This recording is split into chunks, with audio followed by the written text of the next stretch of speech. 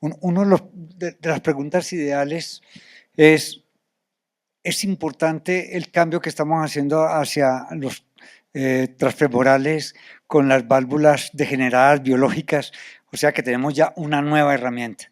Pero la pregunta es la durabilidad. Se han salido trabajos que han mostrado que a los 2 años se igualan, pero a los 5 años se separan con respecto a intervención quirúrgica versus intervención transfemoral de válvula en válvula.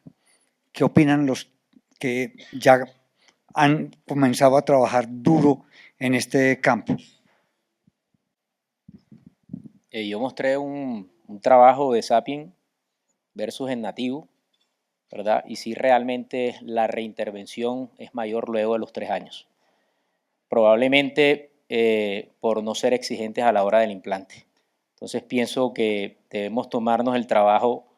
Fíjense lo que hizo Luis con una terapia que es autoexpandible. Él podía haberlo dejado así, esa válvula.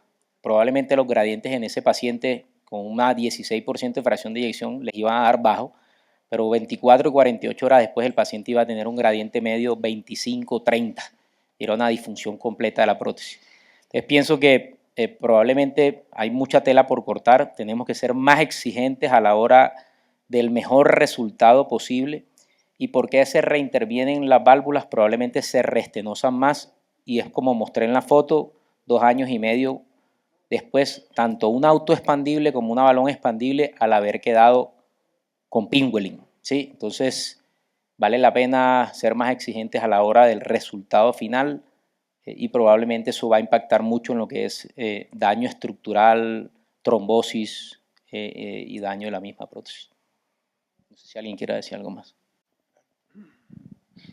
Yo creo que en ese punto es muy importante el concepto que yo creo que tienen muchos, de que hay una tendencia a fracturar todas las válvulas. Yo quiero hacer una pregunta ahí porque cuando uno se sienta a revisar el tema de fractura valvular, hay muchas comunicaciones personales que dicen que estas válvulas poliméricas que tienen estos stents que son difíciles de fracturar porque tienen un material termoplástico de alta desempeño que no lo permiten fracturar, usted debiera al menos intentar subir a muy alta presión un balón que se acerque a los criterios que pusimos ahí para fracturar y algo remodela la válvula. Y han demostrado que algunas de las válvulas que no se fracturan se pueden modificar y algunas se pueden fracturar, como la Mosaic de Medtronic, como otro cierto tipo de válvulas.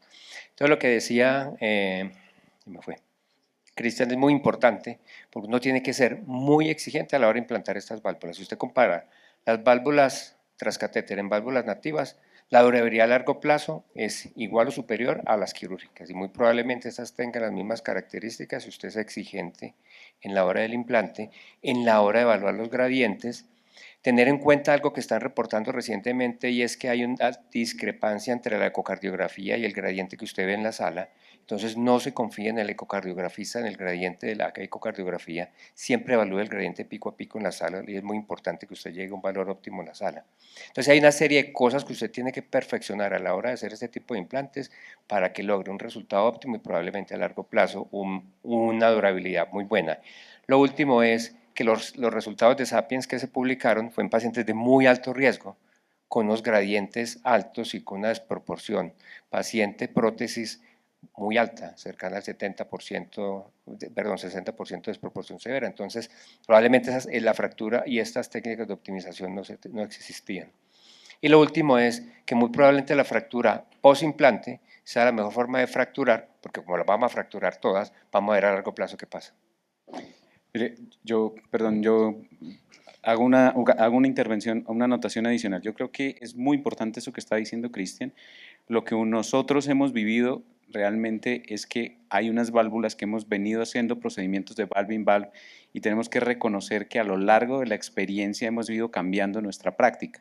La realidad es que yo veo ahora válvulas que yo mismo puse en el año 2016 y digo, ¿cómo dejé eso así? Pero hay que acordarse que para esa época, si yo proponía fracturar una prótesis quirúrgica, seguramente me iban a tildar de loco hasta que salió la publicación en el 2017, porque realmente es una estrategia. Si ustedes ven el estudio es un estudio in vitro donde inicialmente fracturaron las válvulas fuera del paciente y luego fueron evolucionando y fuimos haciéndolo.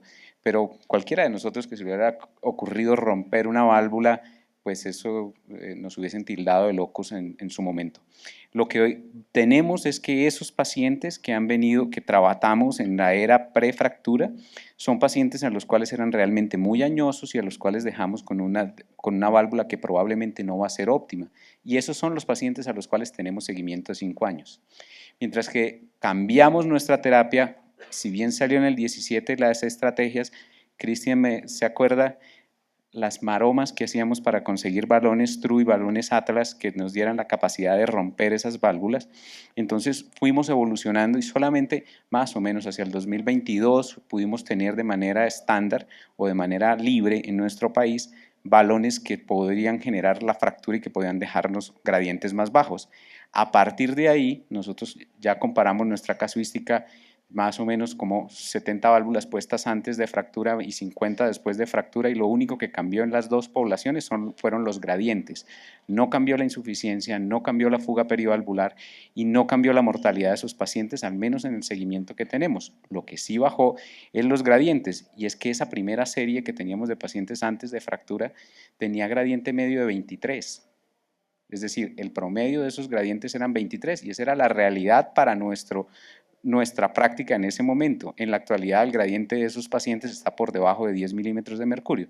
Entonces vamos a dejar válvulas que van a ser mucho más duraderas y eso nos ha permitido bajar el límite de edad a los cuales le vamos a hacer válvula en válvula, y probablemente yo soy defensor de que no importa la edad, si le voy a dejar un buen resultado, lo que vamos a utilizar es, basados en la expectativa de vida, hay un artículo muy importante de Torani, un editorial que se lo recomiendo, y dice que lo más importante es la profundidad de la primera incisión, es decir, la primera intervención que se le haga al paciente sea una intervención profunda, y profunda es con el bisturí, ampliando el anillo, poniendo la válvula más grande, para que de ahí en adelante se puedan hacer procedimientos de válvula repetido antes de llegar a una nueva reintervención, y con eso podamos mover la edad de los pacientes. Entonces, no solamente para nosotros, sino para que el cirujano haga una intervención muy profunda.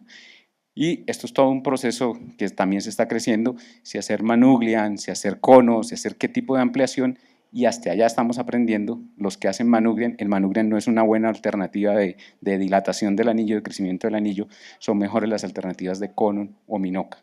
Es cosas adicionales que estamos aprendiendo. Entonces, la realidad es que no está todo escrito y estamos aprendiendo.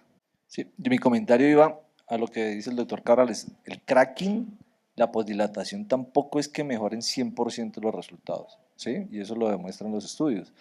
Desafortunadamente, enfrentarnos a una válvula pequeña es un escenario ya malo, ¿sí? ¿Sí? Así hagamos el cracking tiene mucha morbilidad, se puede romper, puede haber insuficiencia masiva, embolia. Entonces eso va a hacer que los resultados de esas terapias agresivas pues no nos lleven a lo que buscamos. Y hay que irse más atrás, ahí voy a mi comentario. Más atrás es que en el Heart Team exijamos en esos pacientes pequeños que van a ir a una válvula pequeña, se trate de poner la válvula más grande posible, ¿sí? Con ampliación del anillo, para que eso dure y que nosotros nos podamos enfrentar a unas áreas más grandes en el seguimiento donde tengamos que hacer una intervención percutánea. Sí, doctor.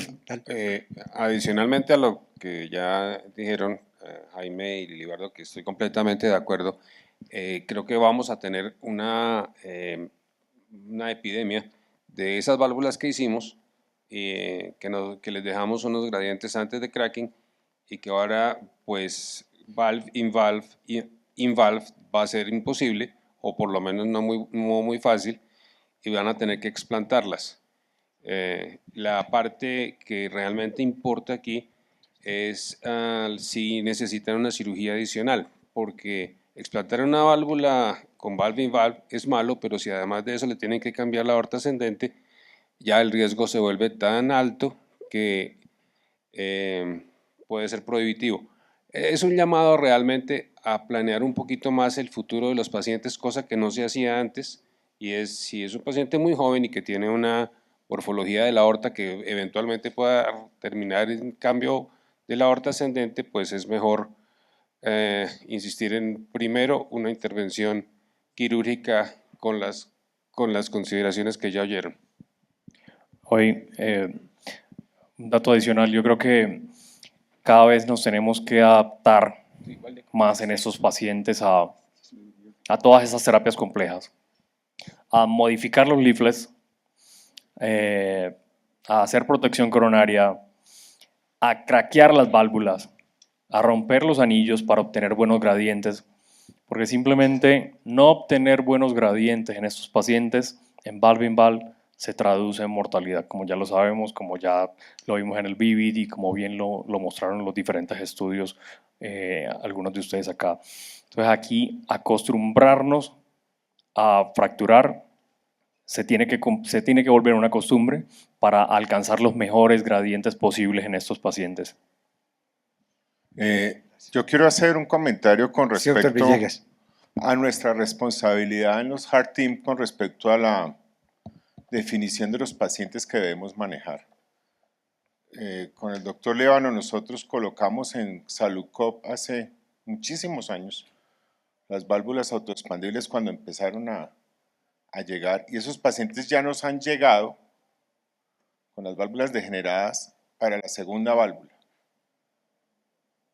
Dentro de los grupos en los que nosotros trabajamos ya hay gente que dice, no, pues ese tema de las válvulas mecánicas, eso debería, cada vez se indican menos, y eso no es tan cierto, porque vamos a estar ya dentro de muy pocos años en pacientes con 3 válvulas o pacientes siendo llevados a cirugía para quitarles 2 válvulas que les hemos implantado nosotros. Y en la medida en que vayamos bajando el umbral de los pacientes para hacer válvulas percutáneas, vamos a estar con estos problemas dentro de unos años. Y también es cierto que las válvulas quirúrgicas han evolucionado. Los perfiles de válvulas quirúrgicas han mejorado. Hay válvulas que pueden dejar mayores anillos porque el frame es menor y los discos, generando menor turbulencia, siendo válvulas mecánicas, pueden quedar con menos necesidad de una anticoagulación, que es el temor terrible a colocar válvulas mecánicas. Entonces, tener esa conciencia de que los pacientes que hemos hecho, porque cuando usted empieza su práctica, usted dice, no, qué maravilla. El problema es que cuando usted lleva 30 años o 25 años de práctica, empieza a encontrarse lo que hizo usted con esta gente muchos años atrás, que están pagando las consecuencias decisiones que muchas veces tomamos de una forma muy a la ligera, sin tener en cuenta el tiempo de vida que van a tener esos pacientes hacia adelante. Sí, yo creo que poder no es deber, y que podamos hacerlo no quiere decir que sea lo correcto. Simplemente, ya te hablaron toda la parte de práctica de hacer la TAVI y fracturarla y demás. Yo pienso que clave, dediquen el tiempo a interpretar la tomografía, porque ahí está la clave del resultado de lo que van a hacer. Si ustedes solamente se basan en el informe que le da la casa farmacéutica, pues ustedes ponen eso y finalmente el resultado quedó bien ahí en angio, pero pues nada. Pero si ustedes pueden planear, anticiparte a muchas cosas, tanto en valve-in-valve como en válvula nativa, con un buen análisis de la tomografía, pueden generar buenos resultados a futuro para estos pacientes. De acuerdo, muchas gracias a todos. Nico.